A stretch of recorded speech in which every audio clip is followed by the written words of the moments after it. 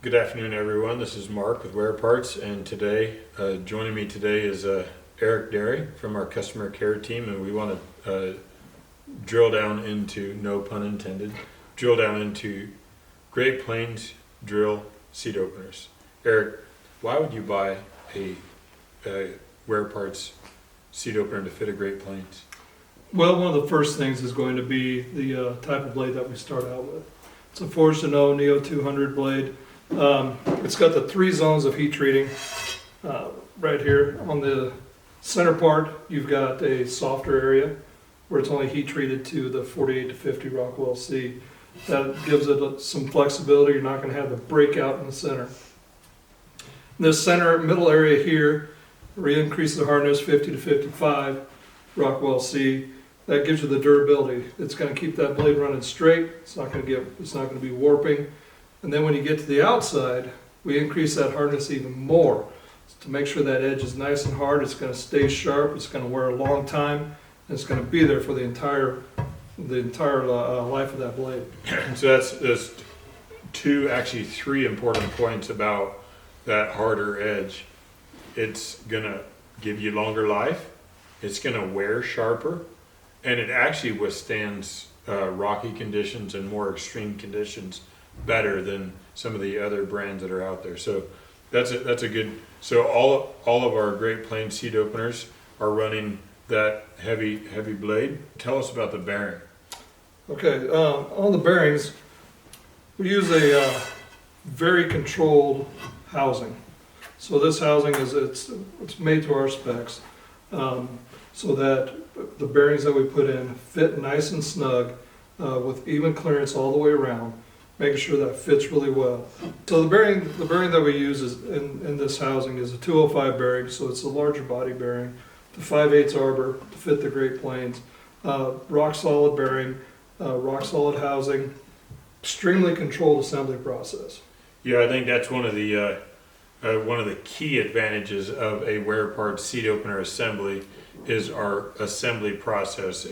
With our seat openers are guaranteed true.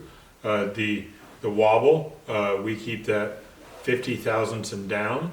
The lope, we keep at 60 thousandths. The lope is as it goes, Right. rotates that way, 60 thousandths and down. And we stand behind them for peace of mind for the customer.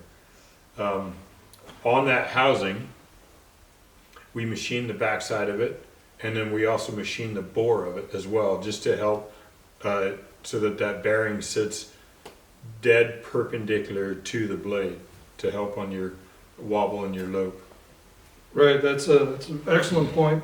We do have some different options in the Great Plains. On the we have the 3 millimeter. 3 Yep. This is the matches up to the 107-135. Our part number on this is a 107-135 SBA. So this is the excellent one for the grain drills. And then its big brother is over here. This is the 138. It replaces a 107-138S.